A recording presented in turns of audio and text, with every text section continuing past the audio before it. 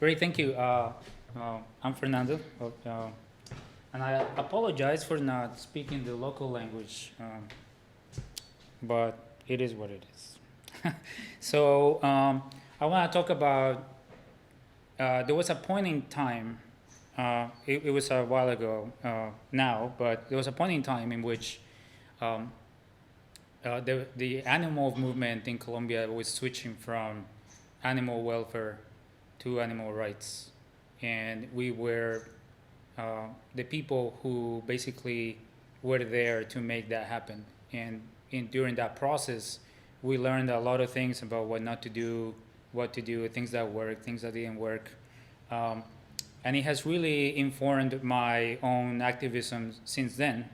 Um, so that's what I'm going to share with you. So a, a warning and a disclosure. A warning is that I'm going to talk about things that are not pleasant, obviously, violence towards humans and non-humans, and a disclosure is that uh, I'm not like a historian, or I'm not trained in social science at all. I'm an engineer by training, and this is just based on our experience or my experience doing activism, and I'm just one Colombian, right, out of 50 million. So if you meet somebody else that may have a different experience or a different perspective than I do. So I just want to put that out there. Okay, background, or let's go through 531 years in 2 minutes. As most messed up stories in the Americas, this one starts in October 1492. Christopher Columbus gets lost, lands in the Bahamas. He thinks he's somewhere else, and they start colonizing all that land. The Spaniards reach what is northern Colombia at Cabo de la Vela in 1499. Then they go into central Colombia in 1537 after they learned about this story. There was this ritual of where the indigenous chief in the area was covered in gold, and there was this ceremony in which people threw gold figures into this lake, and they were searching for gold, so they went in there, and they run into the tribe that lives or used to live there, which is the Muisca tribe. 1538, the city of Bogotá is founded. And in 1540, so in 3 years, they basically decimated the indigenous population. And finally, in 1819, they left, or we kicked them out. So that's where we gained our independence. And fast forward to 1979, that's where I was born in the city of Bogotá, and I was raised there. So the Spaniards left, they left their language, their religion, their culture. And one of the things that they left is bullfighting. So that's a picture of the Santa Maria. That's a bullfighting arena in downtown Bogotá. Bullfighting is a cause dear to me. It's how I got involved in animal rights to begin with. And a useless fact, we are 3 years away from the 500th anniversary of the first bullfight in the Americas. So first bullfight in the Americas was in 1526, and it's still happening, which is very sad. What is telling about this is that, so I got involved in, it was the bullfighting season in the year 2000. So bullfighting doesn't happen all the time. It's just about between February and March. It's about 8 weeks. Every Sunday, there is a bullfight, and each bullfight they kill 3 bulls. So we were protesting the bullfight. I got involved with the people who were protesting the bullfight, but we were not even protesting to ban the bullfight. We knew that was a fight that was too big. We were trying to ask the city to make the bullfight an 18 and over event. So up to this day, you can bring kids to a bullfight, any age, it doesn't matter. and we were trying to collect signatures so the city could say, okay, you need to be an adult, a legal adult, to be able to attend this. And then the most a really particular thing happened, and I was giving leaflets out in the street in front of the arena, trying to get people to sign our petition. This person approached me and asked me what we were doing. I told him, and then he asked me if I ate meat. And I told him, yeah, I do. And he said, but why? And he said that to me in Spanish, but he said that you're standing out here defending this animal, and then you go back home and you stab that animal in the back. And I replied, well, I think there's a difference between killing animals for food and killing animals for fun. And he basically said, that difference only exists for you. Like for the animals, they don't care why you're doing it. And he just said, think about it, and left. And that, it was probably 40 seconds. Those 40 seconds are probably the most significant 40 seconds of my life, because everything I've done ever since has stemmed from that. And what's telling to me is that my thinking about hey, why are we eating animals, or why all these other thoughts about all these other ways in which we harm and use animals didn't come from within the animal movement at the time. It came from somebody that was outside. It was somebody, a passerby, that just talked to me. And I thought about it for a few days, and then I decided he was right. And then I decided, okay, we need to go. I need to go vegan, and I started finding other people who wanted to go vegan, and then we decided okay, so you want to be an activist? We want to be activists and talk about this, and that's our first. That was our first lesson. So we talked to the people who were already or who we thought were already part of this animal movement. And there were two main groups, ADA, so it's an Association for the Defense of Animals and the Environment. And oddly enough, they had never considered talking about animals, eating animals for food, or raising animals for food, or any of that. They were mostly a welfare organization, and they dealt with a lot of stray dogs and cats and things like that. And even the people who were involved in protesting the bullfight, which is this other organization, NARN, which had a very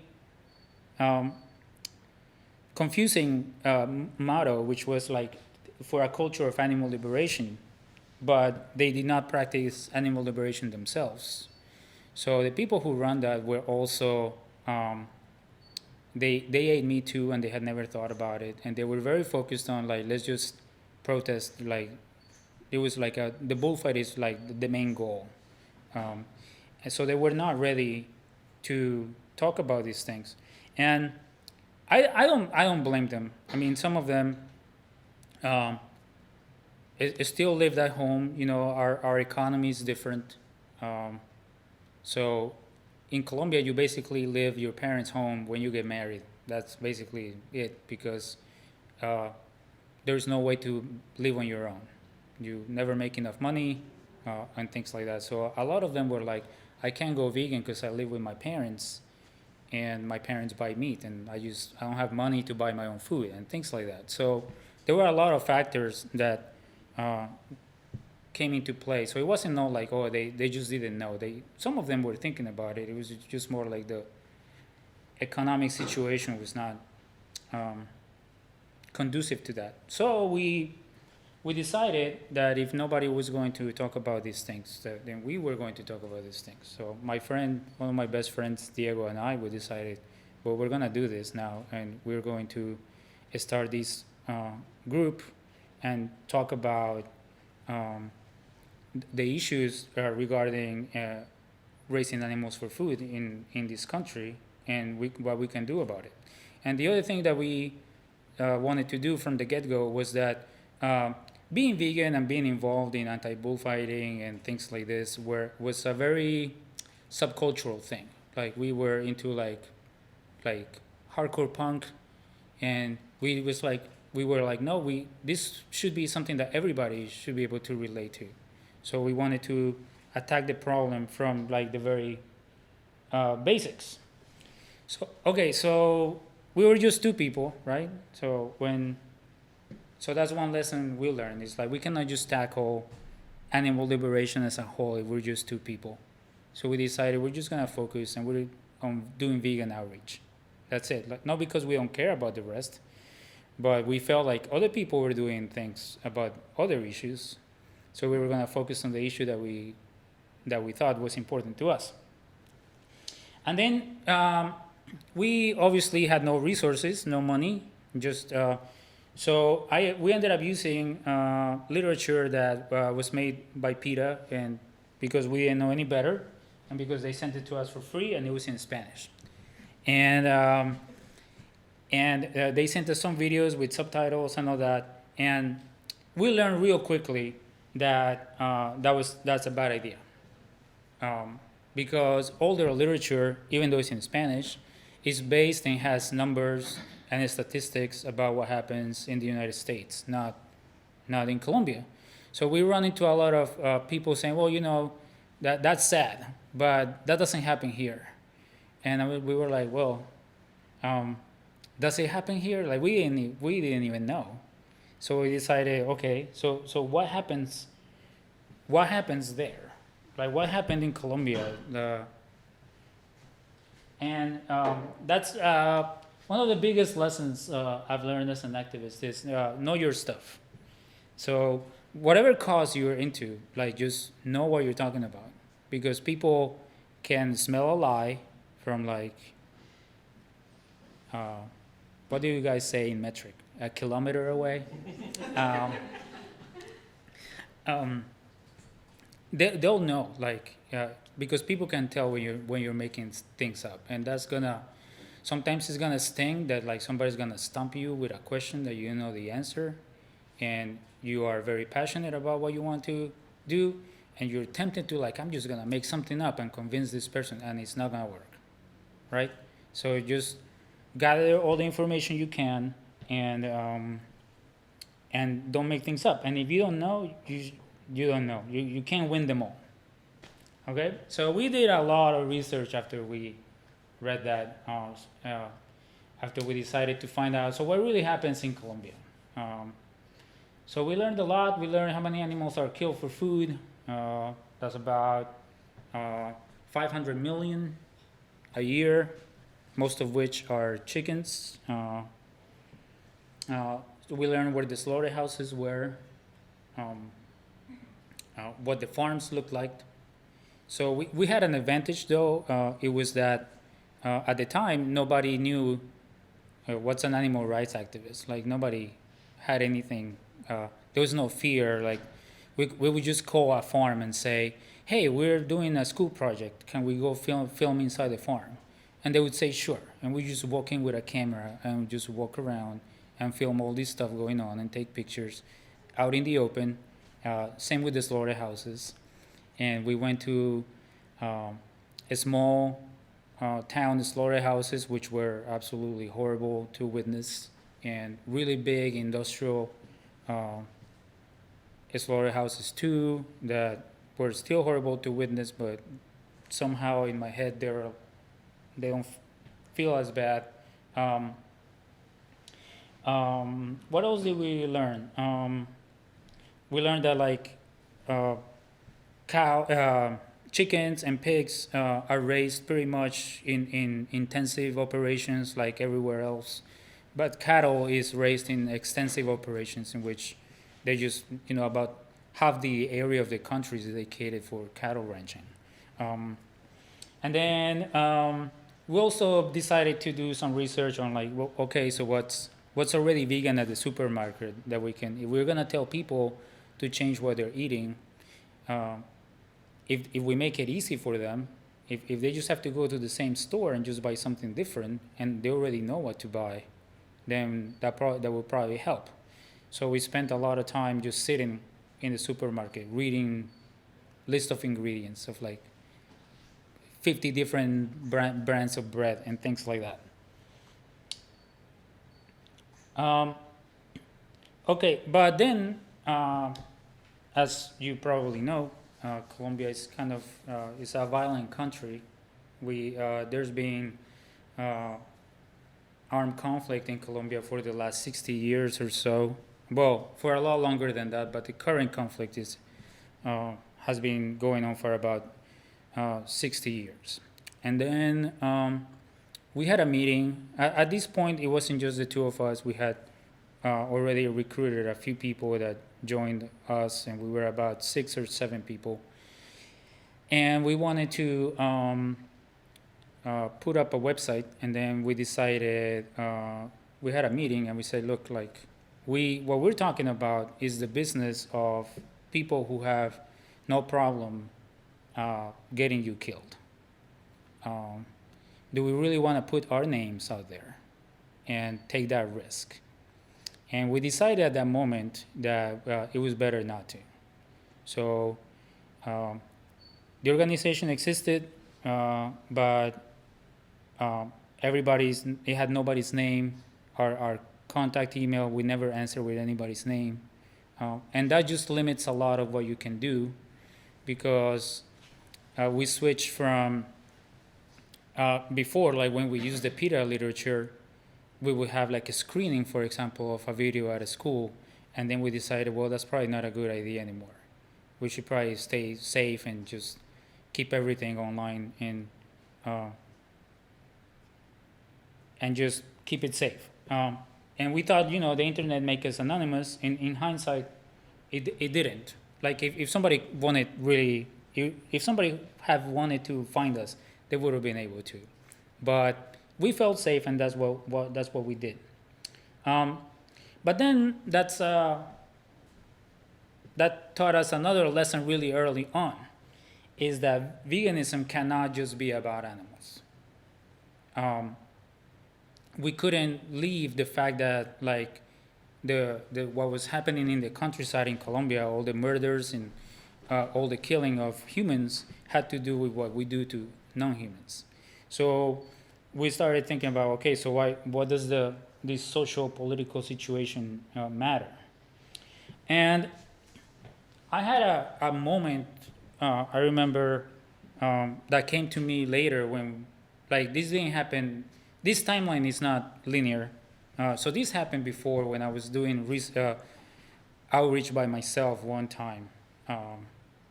And I was at this shopping mall. And this is a very busy office area. So I was like, okay, I'm gonna get like lots of foot traffic, and I was out there giving leaflets to people. And one person gets really angry, comes back at me and says, something that I think every activist has been asked this question. It's like, how can you care about animals when there is so much more suffering in the world, or when people are dying out there? And it took me a while to realize that for us, like, and I remember I didn't have an answer. And I looked it up. And it was like, you go to like animal rights, like FAQs, and they were like, all this stuff about like, oh, compassion is not a zero-sum game, and all this other stuff. But I think all those answers are based on the fact that, like, when people say there's so much suffering out there, out there is this very vague place in nowhere, like out there.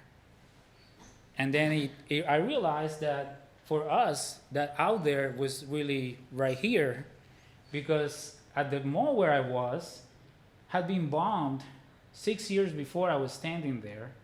A car bomb had gone off and destroyed the place. It was rebuilt. A car bomb with 150 kilos of dynamite killed 8 people and injured 242. And then I started thinking, okay, there's got to be a way I can answer this question without being so vague about, like, oh, compassion is not zero-sum and all this. That, to be honest, it doesn't make a lot of sense to me. And that's so I started thinking, okay, so why is Colombia the way it is? Why is this happening? And it's very curious that if you ask me, when it's Independence Day in the United States, I get taught that in school as a Colombian. I can say, July 4th, 1776. But if I ask people in Colombia, like, why are we at war? We don't get taught why we're at war, which is absolutely, I find that absolutely ludicrous. So we had to start some research about I did some research about why is this war the way it is, and is there a way this is related to what happens to animals? So what happens? It starts again back then when the Spaniards came. So Spaniards had these special rules doctrine of discovery that was set by the Vatican, and basically said, you guys found a new world, and that means that you can convert people to Christianity, and that means that all this land is free for the taking as long as you convert people, and all these expeditions were always basically funded by the Spanish crown, but the land would become the property of whoever discovered it. So what that meant is that over time, land distribution or land ownership distribution in Latin America is really bad. So very few people own a lot of land. And in Colombia is the worst of all of them. So the land is concentrated in the hands of the very few. And this agricultural land is used for cattle ranching. So very few people own a lot of land, and the land is used to grow either crops or to have cattle grazing in it. And that's how the conflict starts. So the current conflict starts when, in 1964, it's the 1960s. So you have Cuban Revolution and so on, and there's a lot of success stories of Marxists being able to overthrow governments and so on. So two groups are formed: the FARC, which you have probably learned or heard about, which is armed revolutionary armed forces of Colombia, and so that came from that's mostly peasants. It was a peasant uprising, and the ELN, or National Liberation Army, that was more like intellectuals, and they formed two groups, and their basic one of their basic demands is, we want the land to be redistributed. We want the agrarian reform. We want the government to basically take all these huge swaths of land that belong to one person and give them to a lot of people, because we are poor. So they took up arms and they started fighting the government, which is the other is up there. So Colombia has always been a right-wing country, has been governed by the right for a long time, and evidence of that is that we have had no dictatorships in the last 80 years or so. The reason why we haven't is because there's no need to. That's what happened in southern cone of South America in the 1970s and 80s. Pinochet and all these guys, it was overthrowing leftist governments with dictators. They didn't have to do that in Colombia because the government, even though it was a democracy, it was already right-wing. So they take direction, the government takes direction from the United States. So mainly the DEA, the Drug Enforcement Agency, and the CIA. So you see that, so they give orders. So that arrow is just one-sided. Colombia doesn't get to tell these guys nothing. So they fight, right? So red arrow is they fight. Then starting in the 1960s or so later, the U.S. Basically told Colombia, you gotta promote the formation of what they called self-defense forces, which was basically arming the population. And that was a counterinsurgency measure. It was you gotta fight the communists. And since you don't have enough, since the state doesn't have enough presence everywhere, you're gonna have to let people form their own private armies to fight communists. That started in 68, and in around 1980 or so, the cattle ranchers started forming their own private armies. And they started like giving them a lot of money. And that was known as convivir. So over time, there was times where like self-defense groups were illegal, then they became legal. So it has gone through a lot of legal structures. Then the convivir were made illegal, and then 1997, this group AUC, or United Self-Defense Forces of Colombia, gets formed. And they fight basically, it's also counterinsurgency, so they're fighting guerrillas, right? But they collaborate with the state. So they don't really fight each other. On paper, they're supposed to be illegal. On paper, they were a terrorist organization, but in reality, they collaborated all the time, okay? And then there is an extra layer to this, and it's obviously drugs. And it's the fact that drugs, mainly cocaine, is a very profitable business, and everybody uses that business to fund their own faction of the army, so of the armed conflict. Even the government. The government mainly uses the drug war because they get financial aid from the United States. The guerrillas, they control their own crops, their own labs, their own trading routes, and that's how they make money. So do the paramilitary groups. And above all this, and something I hadn't mentioned, is what Colombia is really famous for, unfortunately, is like drug cartels. But drug cartels are really not political. They don't have political aims. They're just criminal organizations. So they'll make alliances with whoever as long as there's money to be made. So I kind of leave them out. So remember, so these guys are the guys that are funded by the cattle industry, largely. So this chart tells you a lot about how ruthless these people are. So this is 33 years of conflict. From 85 to 2018, there was 450,000 homicides in Colombia. That's the official number. They estimate that it's at least 800,000 homicides. It's a lot of people got killed in that period. If you see the chart, 45% of those murders were committed by paramilitary forces. But paramilitary forces were only active from 97 to 2006. So in 33 years, you have a group that's only active for less than 10, and they killed almost half the people. So, and that's your cattle ranchers defending their land against that land being redistributed and taken away.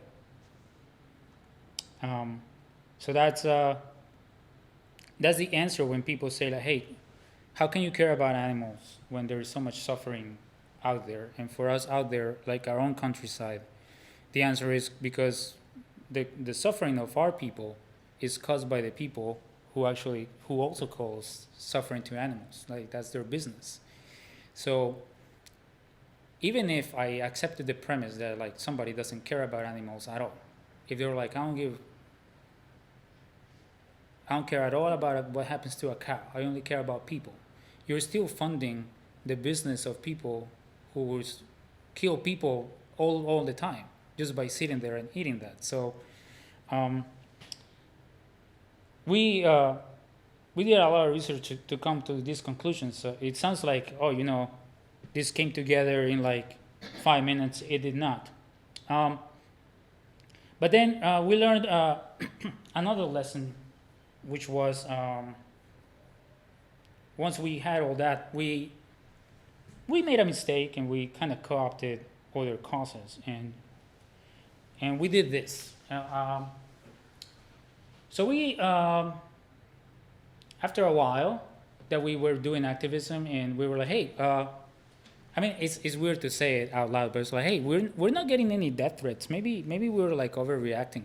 Maybe we could just like go public and do all this stuff. And we gave an interview in one of the biggest newspapers in the country that had contacted us and wanted to know what we were about. And things really kind of took off after that. Like a lot of more people were interested in volunteering with us, and we went back to doing screenings and things like that. But then we made a mistake like this, which was we tried to place an ad in a newspaper that said that we fight for those kidnapping farms, because at the time there was a lot of kidnapping of people going on in the country. They declined, and I'm glad they did. This is pretty bad, if I say so myself. That we try to use the suffering of people that were being kidnapped as a means to advance our own cause. So if I had to redo this, if I had to do this again, I wouldn't do that. But it took a while. I personally never got any death threats or anything like that. And I felt that at the time we were pretty safe. Well, as the movement transitioned and all the organizations started and got involved, and animal rights and veganism was more prominent in like the news and just like general culture, at some point people did get death threats. And this is a communique by a paramilitary death squad. They still exist, the Black Eagles. So a few friends of mine got this, and what they do, or what happened is they left these pieces of paper where they lived, so it's a way to let them know we know where you live. And this is like the real deal. This is like I would have been scared out of my mind if this happens to me. And it basically says, you guys are left-leaning communists, and we don't want you here, and you have about 24 hours to leave the country, or you'll find out what the consequence is, which is you're gonna get shot. At the time, they actually got together and they had a press conference in the news, and they took a risk and went public saying they were being targeted. And to this day, at least, no animal rights activist has been killed in Colombia. Plenty of other activists have been. So we were right in the sense that we thought, yes, at some point these guys are gonna pay attention to what we're saying, and they're not gonna like it. But when we had that thought, we were too small. Like they hadn't caught up to us yet. Once they did, they knew like these guys better shut their mouths, or we're gonna have them shut it by force. After a while, I got contacted, and this is what this slide is about. It's like the locals will always know better, and white chapters are like, it's a form of like colonization. So we had been active for a few years already, and we had basically made a name for ourselves, like very hard fought with no resources, and doing nonprofit work in a country like Colombia is very hard, because when you think about nonprofits, a lot of nonprofits survive by donations. Like people donate money, but in a country where like it's like 67% of the population is under the poverty line, who's gonna give you donations? Like people can barely survive. So a lot of this stuff is done with your own money, or you get a loan to do it. It's like donations by themselves is just not gonna do it. And I think that organizations from outside kind of know this. So I was approached by Animal Equality, which is out of Spain, and they were like, "Hey, they basically we learned about you, and we want to take over. We want to switch your organization to Animal Equality in Colombia." And it's, I won't lie, it's tempting, right? They come in with a whole lot of money. You're like, I could do so much more stuff than I'm already doing. But in a way, obviously, that money is not like nothing's free, right? So it's like I'm giving control of something that I fought hard for, because somebody is putting money in front of me. Like, so we talked about it. We decided to not do it, and I debated a long time with myself. Like, was this the right call? But I think now I'm pretty sure it was the right call. But eventually, another organization from Spain, Anima Naturalis, actually came into Colombia, and they started doing a lot of work, because obviously they had so much more money than we did. But so the question is external funding the answer? I think like solidarity is the answer.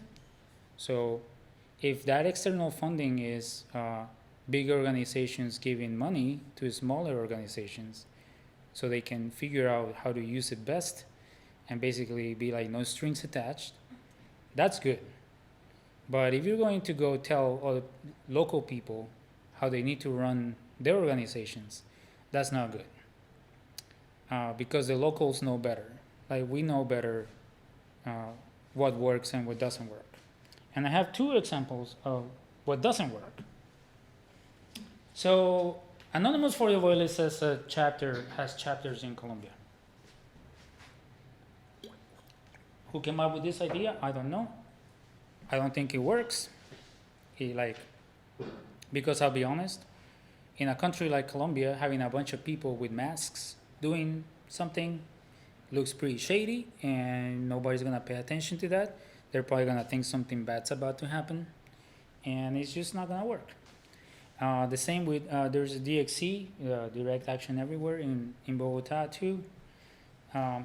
So it's sad, but it's a fact, and it's a fact that the locals should know about. And it's like shock tactics for a population that has been shocked for 60 years. It's not gonna work. We've been desensitized to that stuff. It just doesn't work. So they're all learning. And this I'm almost done. Nothing lasts forever, and that's fine. So at some point, we all moved on. I went to grad school in New York, and I moved. My friend moved to Brazil, and everybody started going somewhere else. And we tried to keep it going for as long as we could. But eventually, we all moved on to bigger things, or to different things. And that's hard. At the time, that's hard. Like, if you've been involved in organizing a group, it's hard to let that go and be like, oh man, like, this thing that I worked so hard for is coming to an end, and that's sad, and I should do everything in my power to keep it going. But in hindsight, it's a good thing, because not only you let other people with newer ideas and different ideas take over, but you do leave a legacy. Like, we were two people with an idea of like, let's talk about this. And after we were done, there were multiple organizations talking about veganism and other things. Even the people who, Anima Naturalis Colombia, I don't know the inner workings of the organization, but they got to the point where they were talking a lot more about local issues. Like, they even talked about what we had talked about in the past, about how meat is a factor in the armed conflict. So that was really great to see. At some point, Colombia banned sport hunting, so you cannot hunt for sport anymore, and now you can go to like vegan festivals and all that all over the place. Sadly, bullfighting still a thing. It hasn't been banned. 2018, legal structure called a constitutional court in Colombia, which is kind of like the Supreme Court. They protected bullfighting as cultural heritage, which is completely, that's bullshit, because it's like, how can that be our like cultural heritage? Like somebody else brought that to us. So it's only an act of Congress now can ban it, which is pretty sad. But the city and one of the activists that had been threatened became a councilwoman for the city, and they passed this ordinance in which they didn't ban the bullfight, but they made the bullfight very hard to run. So you can have bullfights as long as all these elements that cut or hurt the animal are not used. That's one thing, and then they tax like about 20% of whatever money they make goes to the city. So what they did that because now there's no incentive to have bullfights. It's just not a good business. First of all, they don't get to kill, which in a way I think that's what they kind of enjoy. But then it costs too much money. Like they don't make any money. So for the last 2 seasons, there's been no bullfights in the city. Not because it's banned, but because nobody wants to run them. They'll still run them outside of the city where none of these rules apply. But that big bullfighting arena I showed you before, that's been empty since 2020, which is great. So, and they just tried to pass an act of Congress, just tried to ban bullfights and other spectacles with animals nationwide, but it passed the Senate debate, but it lost the Congress debate by 2 votes, which was really sad. So it's still happening. And there is a good anarchist collective out there, Dos Tristes Tigres, and they talk about, they have a really good pamphlet about, a little booklet about, which is called Meat is War, and about how the relationship between veganism and armed conflict in Colombia. And that's it. So if you have questions, hopefully I have answers. And that's me. That's the organization in Seattle. I'm part of their advisory board. And Farm Haven Rescue is an animal sanctuary I volunteer at, also north of Seattle. So you can, that's all like Instagram handles. And that's it. Thank you.